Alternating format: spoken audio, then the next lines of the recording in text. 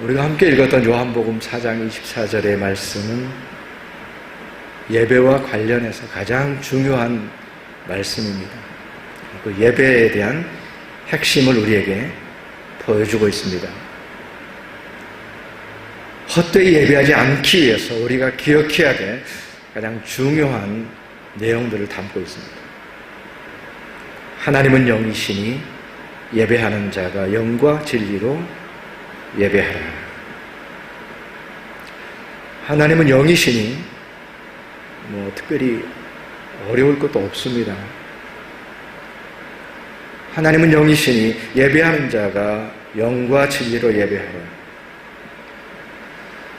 영어로 보니까 God is a spirit, 그리고 주어를 이제 바꿔서 we를 집어넣은 we must worship him in spirit and in truth.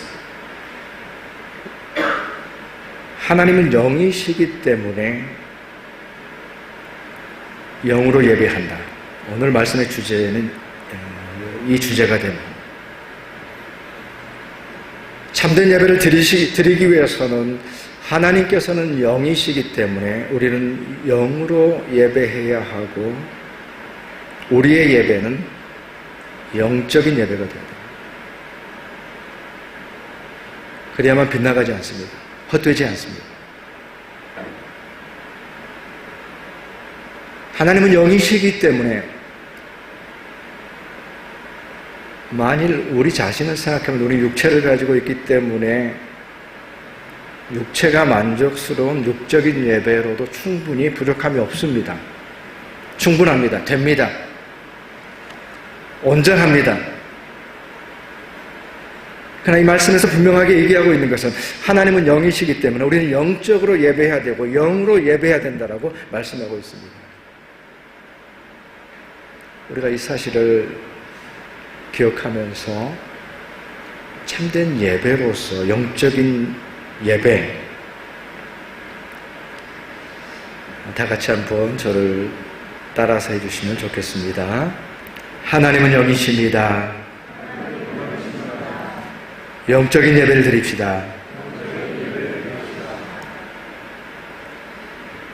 요한복음의 말씀이 우리에게 요구하는 것은 너무나도 분명합니다.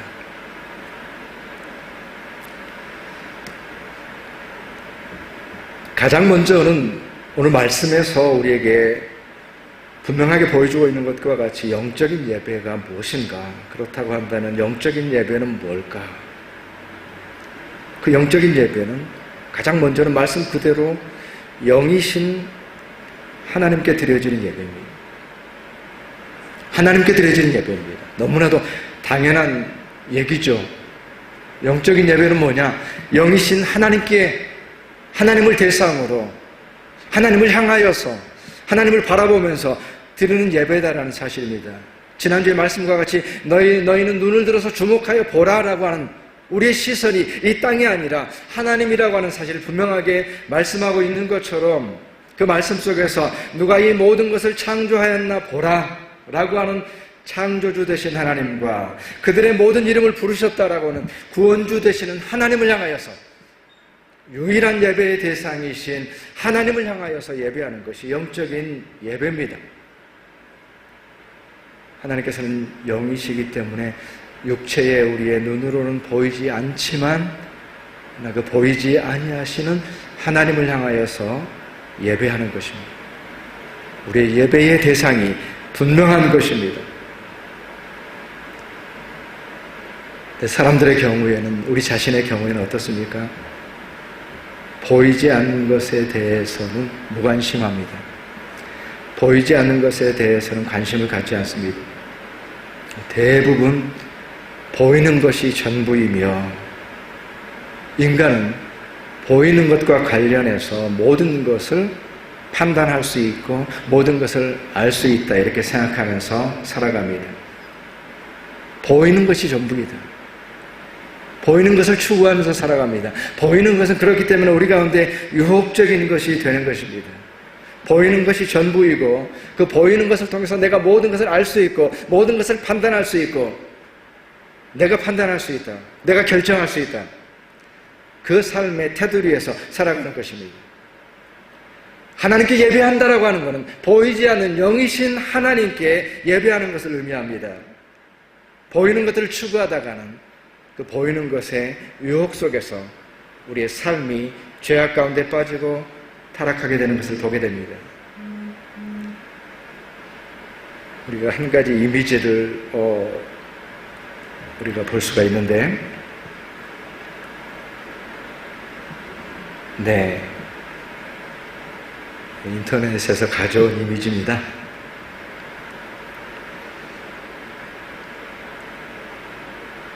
하나님께서 말씀하셨지만 선악과가 보암직도 하고 먹음직도 했습니다. 눈으로 보니까 따라가게 됩니다. 추구하게 됩니다. 모든 것을 알 수 있고 모든 것을 판단할 수 있다라고 생각하면서 그것을 따라가는, 보이는 것을 추구하는 삶의 모습은 그 자체로서 참으로 우리의 연약함을 드러내는 것입니다. 만일 우리의 예배가 보이는 것을 추구한다고 한다, 하나님께 드려지는 예배가 보이지 않는 영이신 하나님께 드려진다라는 이 사실을 우리가 깨닫지 못하고 우리의 시선을, 눈을 들어서 높은 것을 바라보지 못하고 그저 눈에 보이는 것만을 추구할 때에는 우리의 조상들이 했던 그 실수와 같은 동일한 실수를 우리가 반복하면서 그 잘못을 깨닫지 못합니다. 성경은 우리에게 분명하게 얘기하고 있습니다. 보이는 것은 지나간 것이요 보이지 않는 것이 영원하다라고 말씀합니다. 그것이 성경의 가르침입니다. 아무리 크게 보인다고 할지라도, 아무리 위대하게 보인다고 할지라도 보이는 것은 지나가는 것입니다. 일시적인 것입니다. 그러나 보이지 않는 것이야말로 영원한 것입니다. 하나님을 향한 신앙도 마찬가지고 하나님을 향한 예배도 마찬가지입니다.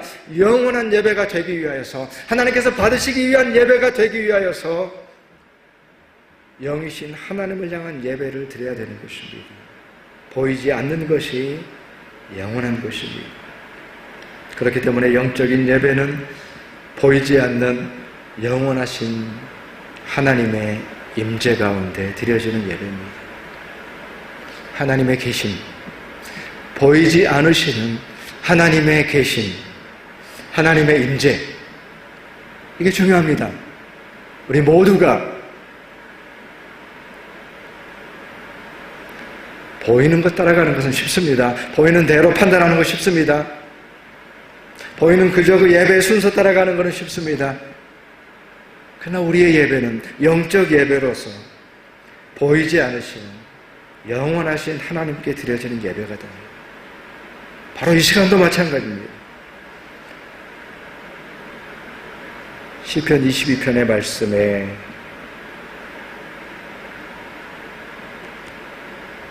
우리가 기억해야 될 소중한 말씀이 있습니다. 시편 22편 말씀 다 같이 한 목소리로 봉독하겠습니다. 시작. 이스라엘의 찬송 중에 거하시는 하나님, 주는 거룩하시니이다. 아멘. 다시 한번. 이스라엘의 찬송 중에 거하시는 하나님, 주는 거룩하시니이다. 아멘. 하나님께서 찬송 중에 거하신다고 말씀하셨습니다. 우리 찬양 가운데에, 예배 가운데에 함께 하시고 임재하신다고 분명하게 말씀하고 계십니다. 그 하나님을 향한 예배입니다.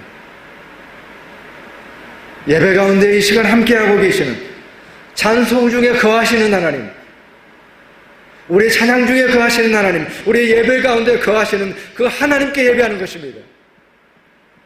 눈에 보이는 대로 육체로 예배하는 것이 아닙니다. 육적인 예배가 아닙니다. 우리가 하나님께 찬양할 때에 그 찬양과 찬송은 그저 노래가 아니었습니다. 노래가 아닙니다.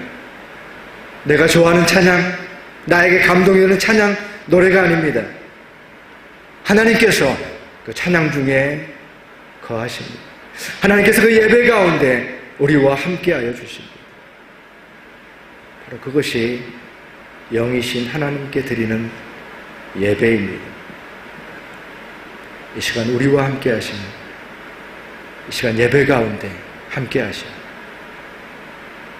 하나님은 영이시니 영으로 예배하라의 의미가 되는 것입니다. 영적인 예배는 우리가 가지고 있는 육적인 열망이나 육적인 갈증을 의미하지 않고 영적인 예배는 영적인 갈망을 가지고 예배하는 것입니다. 영적 갈망이 우리가 그 세세한 내용을 어떻게 다 얘기할 수 있을까요? 그러나 예배에 나왔을 때, 예배 자리에 나왔을 때 모든 예배자들은 영적인 갈망을 가지고 있습니다.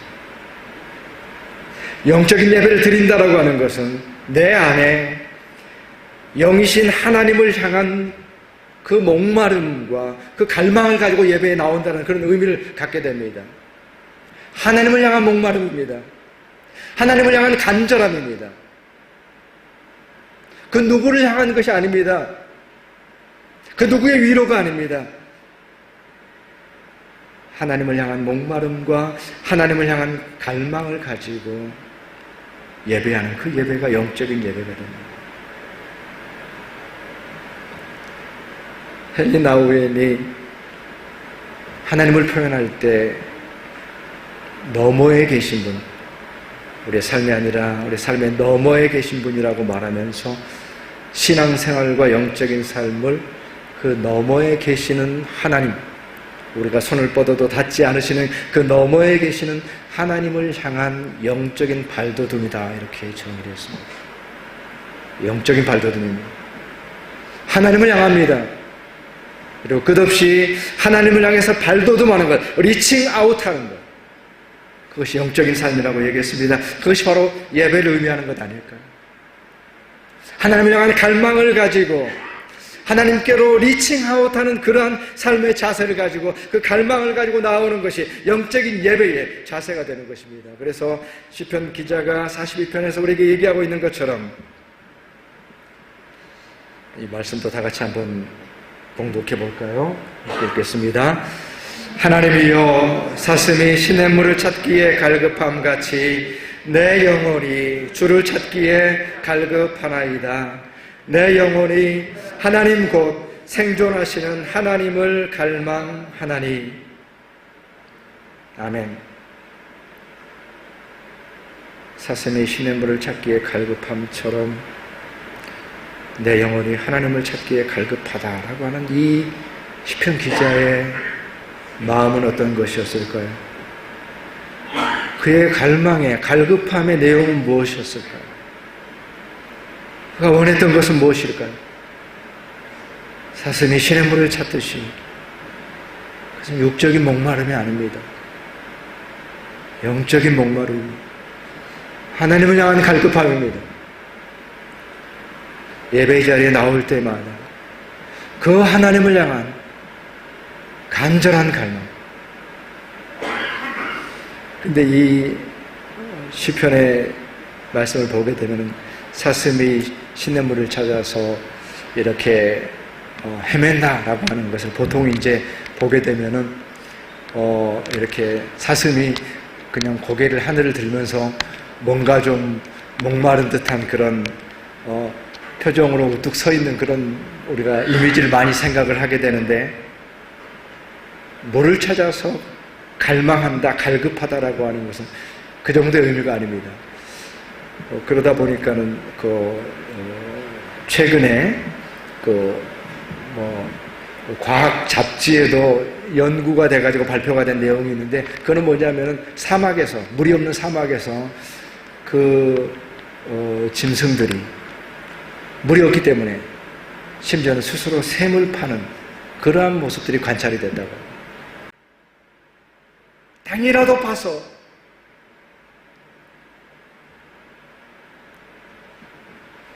옛날 생각을 해봅니다. 초창기에 우리 예배를 드릴 때에 그런 시간들이 있었습니다. 예배에 왜 나오시는가라고 하는 동기가 예배를 드리기 위해서가 아니라 한 끼 해결하기 위해서 나오시는 그런 분들이 조금 있었던 것 같아요. 제 생각에. 예배에 나오는 나 자신의 바램과 나 자신의 갈망이 무엇인지, 이것은 가장 개인적인 질문이 됩니다. 어느 누구도 대신해 줄 수 없는 개인적인 질문입니다. 나는 어떤 이유로, 어떤 열망을 가지고, 어떤 동기를 가지고 하나님께 예배하는가? 스스로에게 물어야 됩니다. 나 자신의 대답이 필요합니다. 그 누구가 대신해 줄 수 없는 것입니다. 바로 그 하나님을 향한 갈급함의 마음을 가지고 예배자도 나올 때에 그 예배가 영적인 예배가 되고, 하나님을 향한 발돋움의 시간이 될 때에 그 예배가 합당한 예배로 하나님을 향한 영적인 예배가 되는 것입니다. 그 영적인 예배는 그 만족 또한 하나님께로부터 오는 것입니다. 하나님께서 주시는 만족이 있을 때에 그 예배가 영적인 예배가 됩니다. 그 누구가 아니라 하나님이 주시는 만족을 경험합니다. 하나님을 향한 목마름이 온전히 내 가운데 채워졌다라는 사실을 경험하게 됩니다.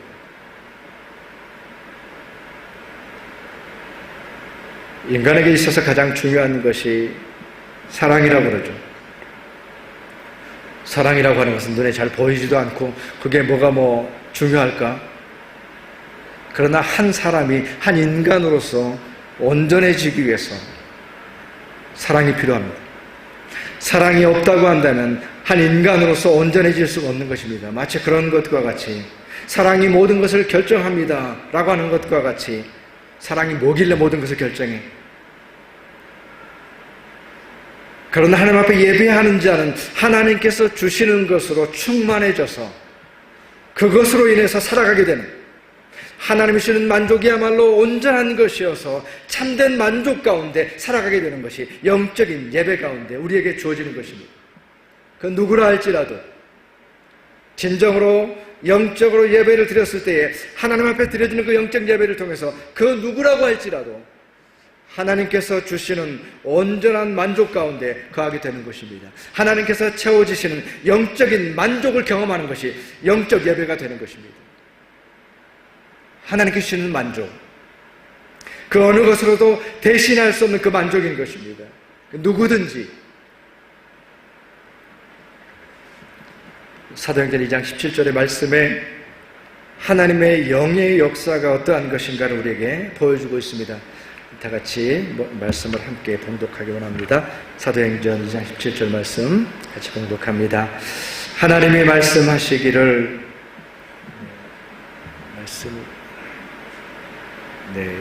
준비가 됐나요? 네.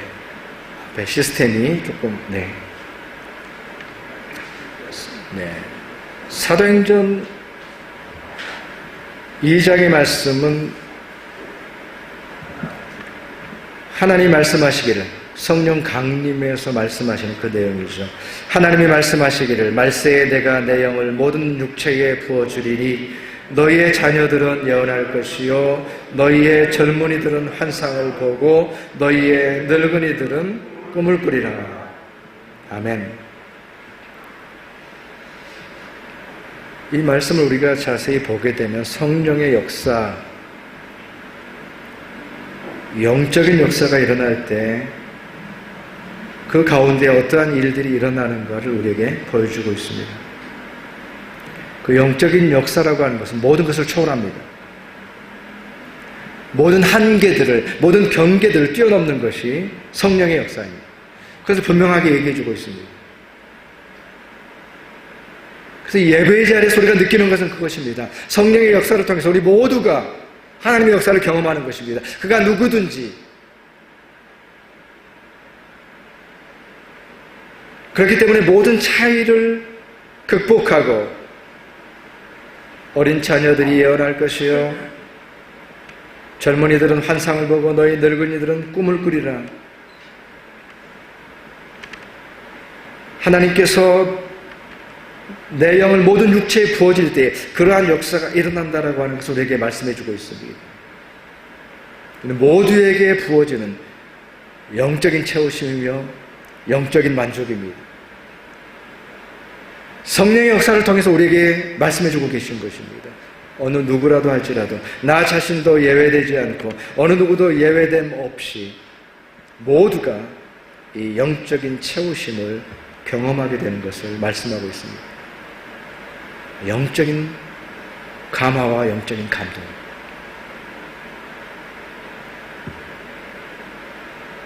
예배의 자리에서 우리 모두가 이 영적인 감화와 감동을 소망하고 그것을 기대하고 그것을 경험해야 됩니다. 이 감화 감동이라는 말을 어렸을 때부터 많이 들었는데 어렸을 때는 이 감화 감동이라는 말을 잘 모르는 단어이기 때문에 그 감화라는 거를 감한 줄 알았어요. 사람들이 타고 다니는 감한 줄 알고 감화 감동. 자꾸 감화 감동 하시는데 기도할 때도 어른들이 감화 감동 하시는데 감화가 왜 나올까? 근데 감화라는 참 좋은 말이더라고요. 영적인 감화, 영적인 감동. 예배 현장에서 있는 것입니다. 예배의 시간에 어떤 지적인 깨달음 같은 것들이 있을 수가 있습니다. 도덕적인 각성 같은 것도 일어날 수가 있습니다. 감정적인 움직임도 있을 수가 있습니다. 그러나 그것이 아닙니다. 영적인 예배는 영적인 감화가 있습니다. 그 모든 것들을 뛰어넘는 육적인 나의 모든 것들을 뛰어넘는 영적인 감화가 있어야 됩니다. 그것이 예배 자리에 있는 것입니다. 우리가 사모하는 것이고 하나님께서 약속하신 것입니다. 예배를 맡은 자들의 마음속의 기도가 영적인 예배를 위한 기도로 초점이 맞춰져 있습니까? 예배를 참석한 우리 모두가 그 영적인 예배를 사모하면서 예배 자리에 나오고 있습니까?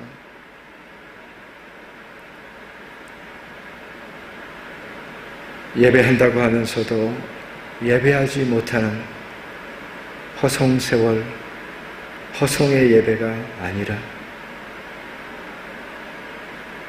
예수님께서 지금 하나님께서 나로 말미암아 영광을 받으셨다 말씀하시는 거죠.